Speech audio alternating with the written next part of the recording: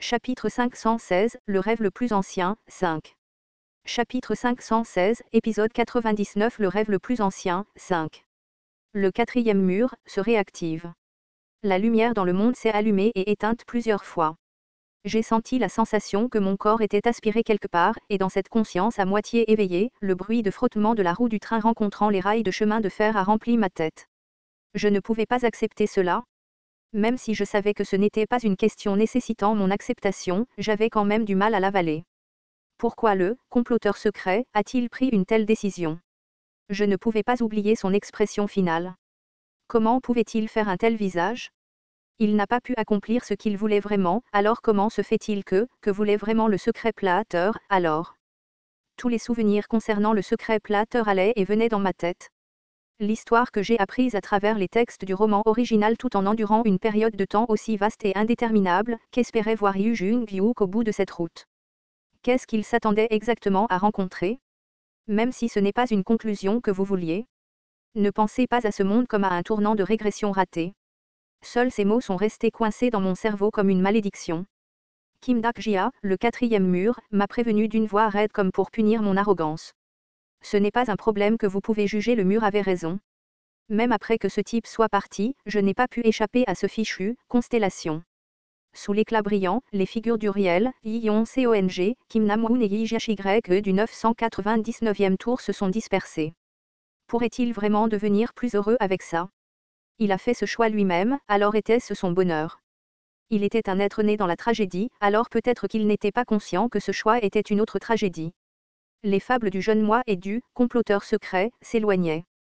L'homme qui regardait dans cette direction une dernière fois n'était plus Yu Jung-hyuk des voies de la survie. Parce qu'il est né dans la tragédie, il peut aussi terminer la tragédie. Cet endroit est l'épilogue de cette histoire. Le conte ancien que je lis s'est terminé, juste comme ça. Nous avons atteint le de tous les scénarios. Vous avez maintenant appris le secret du monde.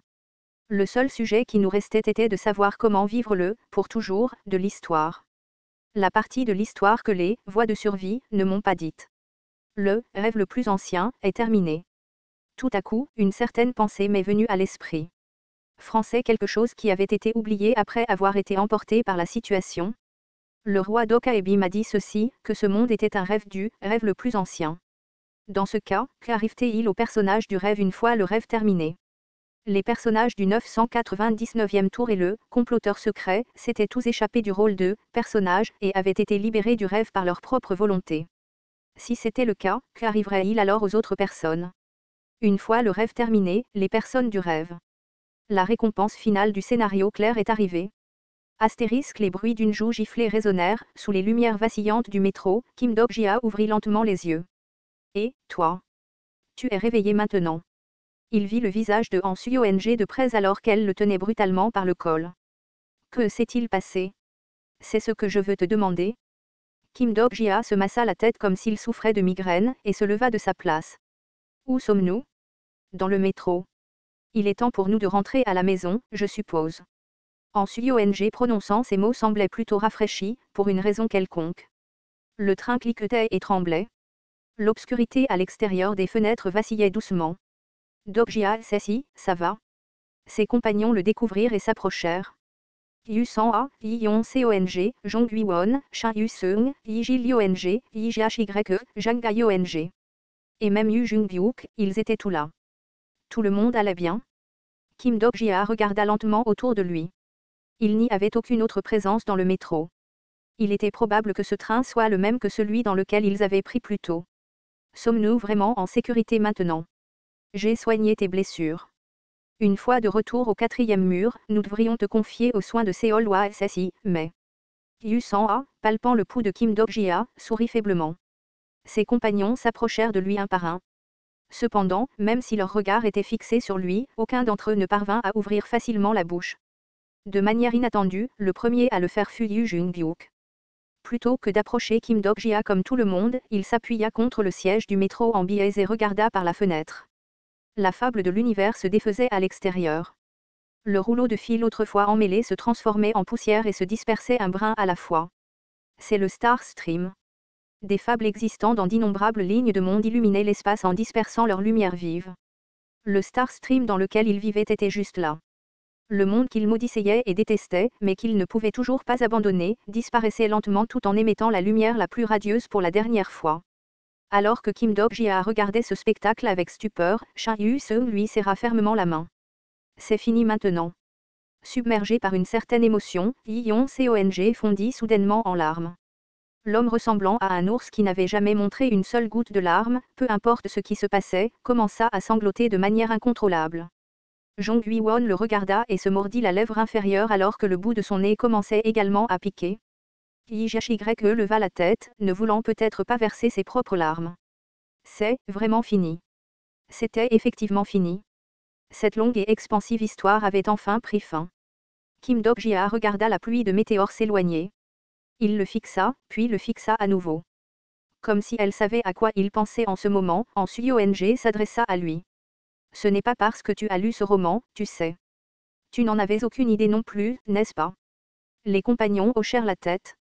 Ils étaient également conscients, ils savaient que cet événement ne se terminerait peut-être pas ainsi. C'est juste qu'ils regardaient tranquillement Kim Dok-jia et sa fable. Le monde dans lequel on ne pouvait pas vivre, à moins de le lire. L'enfant qui devait lire quelque chose, n'importe quoi, s'il voulait vivre. Ils ont été sauvés de nombreuses fois par un tel enfant. Lire quelque chose pour survivre, c'était la même histoire pour tout le monde. Ça aurait été bien de simplement le lire, mais Dok-jia Sassi, tu as essayé de changer l'histoire par toi-même. Je pense que c'est plus que suffisant. Jong Hui-won a dit ça. Celle qui n'avait jamais atteint la fin de ce monde, en commençant par le début des voies de survie, jusqu'à sa conclusion. Elle sourit doucement et tapota l'épaule de Kim Dok-jia. Alors, qu'en penses-tu? Est-ce la conclusion que tu voulais voir? Kim Dok-jia ne pouvait pas lui répondre.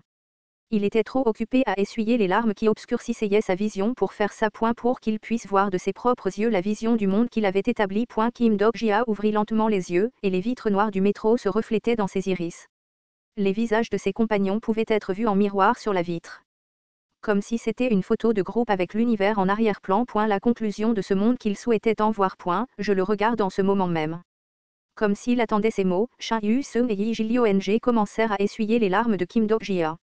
Il serra fermement les deux enfants dans ses bras. C'est alors que quelqu'un posa cette question. Nous serons heureux après cela, n'est-ce pas?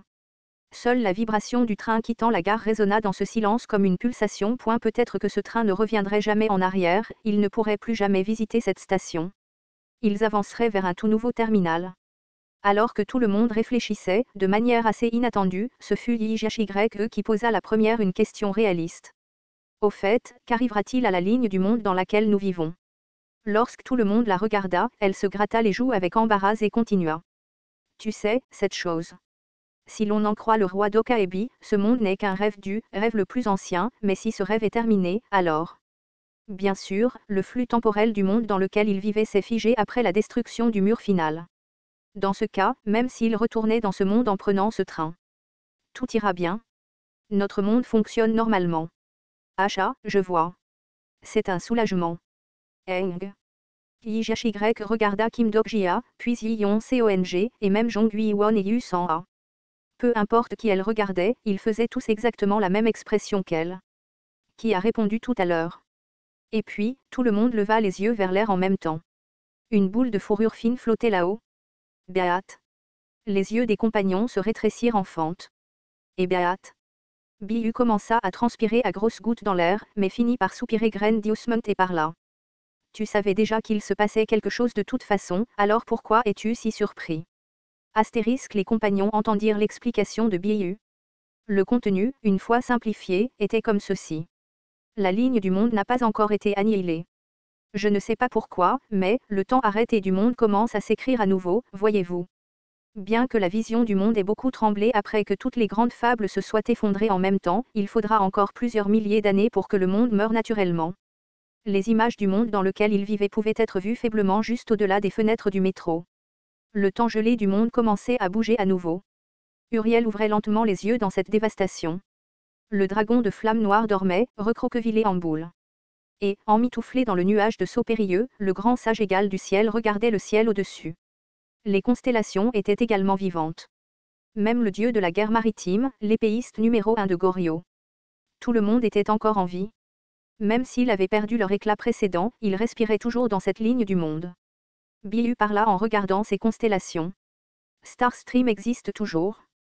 Le système de canaux s'est effondré et les constellations ne peuvent plus exercer autant de pouvoir qu'avant, mais quand même, c'était une fable si énorme qu'il faudra un certain temps pour qu'elle s'effondre complètement. Quelques-uns de mes compagnons soupirèrent de soulagement. Un soupir qu'ils ne pouvaient pas vraiment comprendre eux-mêmes.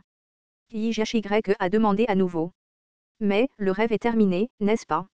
Alors comment ce monde peut-il continuer à exister? Je te l'ai déjà dit, je ne sais pas non plus. Sois assez intelligent pour écouter correctement quand quelqu'un te dit quelque chose la première fois. Eh bien, c'est sûr que c'est un soulagement, mais depuis quand as-tu appris à parler comme ça? En plus de tout ça, regarde comme tu es impoli. Ah Jussi. Écoute comment Biu parle. Ce gamin effrayant, jusqu'à maintenant. Kim Dok-jia tourna son regard vers Biu, incitant cette dernière à feindre une ignorance totale et à ouvrir la bouche comme si elle ne savait rien. Ah bah hâte. Tout le monde éclata d'un rire impuissant. YHY halta de colère et juste avant qu'elle ne puisse crier quelque chose, Kim Dok-jia tendit la main et serra Biu dans ses bras sans un mot. Ce paquet de fourrure qui était si petit au début des scénarios était maintenant si gros qu'on ne pouvait pas l'entourer de ses bras. Yu Jung-byuk, qui regardait ce spectacle, parla. Peut-être que c'est le dernier miracle. Un miracle, n'est-ce pas? C'était certainement un mot qui ne lui convenait pas. Parce que c'était le seul mot auquel il croyait le moins. Même alors, sa déclaration détendit les expressions des compagnons. Alors vraiment, tout a été résolu avec ça. Et maintenant, tout ce que nous devons faire, c'est acheter la grande maison où nous pourrons vivre ensemble. Les enfants prirent la parole, mais furent abattus par Ansu-Yong. Notre nébuleuse ne peut plus continuer. Cet idiot, il a complètement vidé toutes ses finances dans le scénario final, tu sais.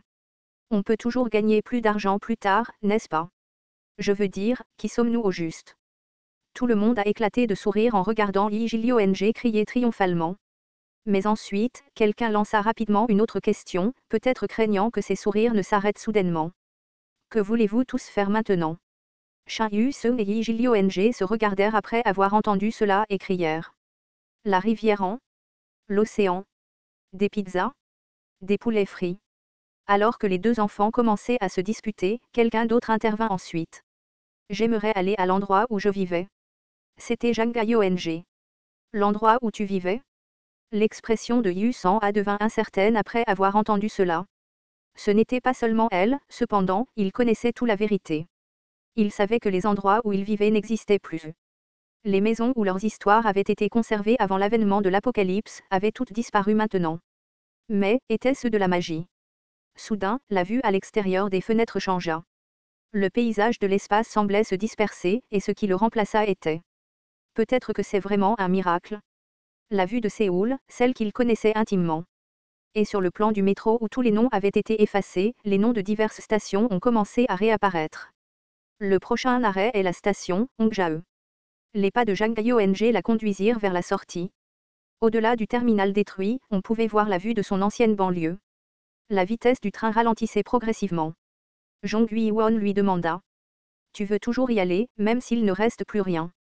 Jang-yong hocha la tête. Jong Ui-won ne put répondre qu'avec un sourire ironique. Comme c'était le cas pour tout le monde, il y avait certaines choses qui devaient être confirmées même si on connaissait déjà le résultat final. D'accord. Retrouvons-nous plus tard dans le complexe industriel. Les portes du train s'ouvrirent et Jang-yong sortit. Elle regarda autour d'elle avec une expression incrédule, pour se retourner brusquement comme si elle se rappelait brusquement de quelque chose qu'elle voulait dire. Kim Dak, cependant, le train repartit avant même que ces mots ne soient entendus. La personne suivante à parler fut YHY, fixant silencieusement la carte jusque-là. Il y a un endroit où je veux aller aussi. Jong Ui-won lui demanda, comme si elle savait déjà où la jeune fille voulait aller. Tu veux que j'aille avec toi? Non, je m'en sortirai bien toute seule. C'est ce que je veux faire? Le sourire de YHY était doux, son expression légère. La main de Jong Ui-won se leva d'un air penaud et redescendit. À tout de suite. YHY descendit. Le bâtiment scolaire qu'elle fréquentait était visible au loin. Les portes du métro se refermèrent une fois de plus. Jong Ui-won posa une question. Y a-t-il quelqu'un d'autre qui veut aller quelque part? Personne ne répondit.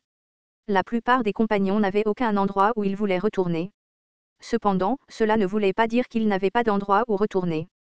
Yu-sang a alors demandé à tout le monde. Nous allons tous descendre au même endroit, n'est-ce pas? On ne peut pas changer de train quelque part. On dirait qu'on va devoir partir de Jongro. Ong a grogné et a scanné le plan du métro. Leur destination était Guangguamin, l'emplacement du complexe industriel. Nous devons réfléchir à ce que nous allons dire aux autres. Ce n'est pas comme si nous pouvions tout leur dire, n'est-ce pas? Le prochain arrêt est la station, Jongro 3RD Street. Tout était résolu maintenant, mais en réalité, ce ne serait pas comme ça. Ils feraient face à la réalité d'une nouvelle vie quotidienne après leur retour, c'est pourquoi. Les portes du train s'ouvraient. Yusan, tenant légèrement les mains des enfants, sauta sur le quai de la gare avec un doux « Eza ». Elle se retourna et vit que Yi-Yon Seong et Jong Hui-won avaient également sauté légèrement au-delà de la ligne de sécurité au sol. « Qu'est-ce que tu fais, tu ne descends pas ?»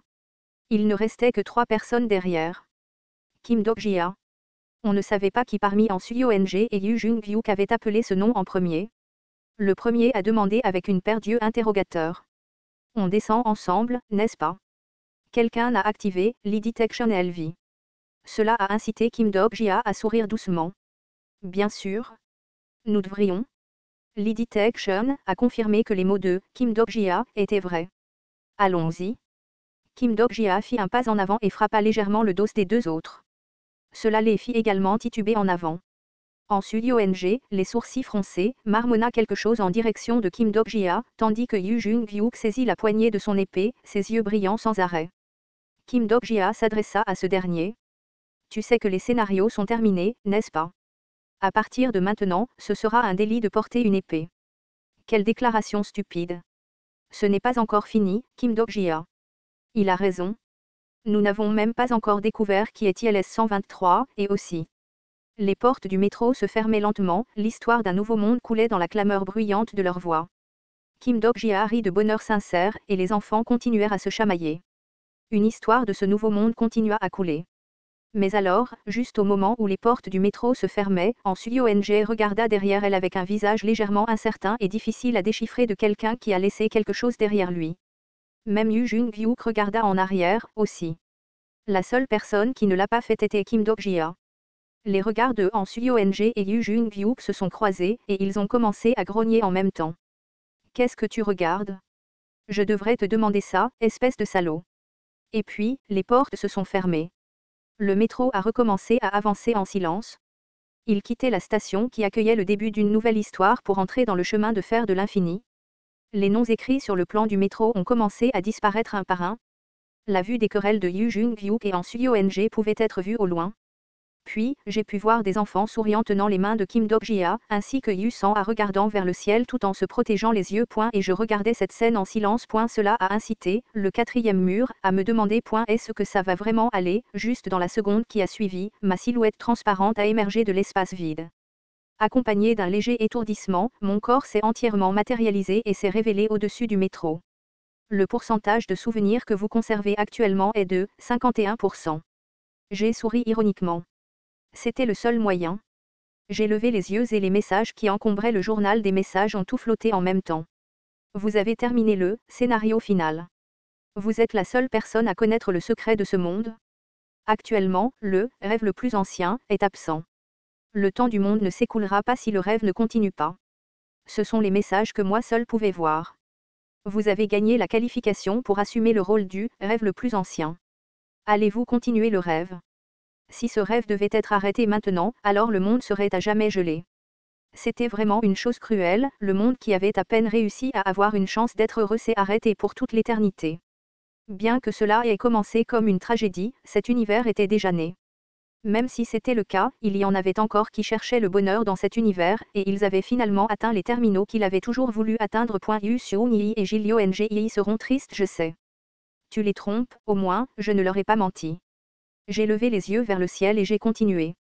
Une partie de moi est définitivement sortie du train avec eux, n'est-ce pas? Il y avait une certaine compétence que j'ai obtenue du comploteur secret en revenant du 1863 The Tour. Que vas-tu faire maintenant comme compétence? Je suis sûr que tu n'as pas gagné de nouvelles compétences là-bas. En effet, je n'ai gagné aucune compétence, mais... Est-il possible de recevoir ce type de récompense à la place? C'est possible. Ce que j'ai reçu à l'époque n'était, techniquement parlant, pas une compétence en soi. Actuellement, la compétence signée est en cours d'activation. En raison de la bénédiction du rêve le plus ancien, la période d'activation de la compétence applicable a été modifiée à infini. Actuellement, le 6e signet est en cours d'activation. Le personnage enregistré dans le 6e signet est directeur de la fausse fin. Le directeur de la fausse fin, en SUIONG du 1863 The Tour. Votre degré de compréhension de l'individu concerné est très élevé. La compétence exclusive, Avatar LV, est actuellement en cours d'activation. Vous avez utilisé 49,00% de vos souvenirs pour générer un avatar. En raison de l'influence de la ligne du monde, la connexion à votre avatar a été coupée. L'avatar concerné possédera son propre libre arbitre et agira en conséquence. C'est la bonne voie. J'ai tâtonné autour de la partie perdue de mes souvenirs, maintenant faible, et j'ai titubé de manière instable. Mon autre moi continuerait à vivre, inconscient qu'il était un avatar. Il vivrait dans une immense maison avec les autres compagnons. Il irait à l'océan avec Gilliongee et mangerait des pizzas avec Liu Seung-e. Il verrait Yi Jae-y admise à l'université, puis il remettrait le bouquet de fleurs de félicitations à Yi Yeon-seong et Jong Ui-won. Il irait chercher une maison avec Lu Sang-a et chercherait TLS 123 avec Lu Jung-byuk. Et puis, il lirait le roman écrit par An Su-yeong. Ce serait mon salut. Du début à la fin, j'ai toujours été celle qui était sauvée. Donc, c'était ma petite expiation pour eux. Tu regretteras ça, tu ne les reverras plus jamais. J'ai souri sans un son. Mais, je peux toujours les voir, n'est-ce pas? Comme avant, il y a très longtemps. Et donc, cette histoire continuerait de cette manière. Ça me suffit pour le moment. J'ai regardé l'arrière du métro disparaître dans l'obscurité. Maintenant, les silhouettes de mes compagnons n'étaient plus très bien visibles. Et tout le monde vécut heureux pour toujours. J'ai toujours détesté cette phrase. Cependant, le moi actuel souhaitait ardemment que cette phrase devienne vraie. Constellation, roi démon du salut, a atteint son. Tu es devenu le rêve le plus ancien. Les lumières qui disparaissaient au loin ressemblaient aux constellations qui se souvenaient encore de moi. Et avec cela, mon voyage sans fin a commencé. Ton est éternité. Épisode 99. Le rêve le plus ancien, 5, fin.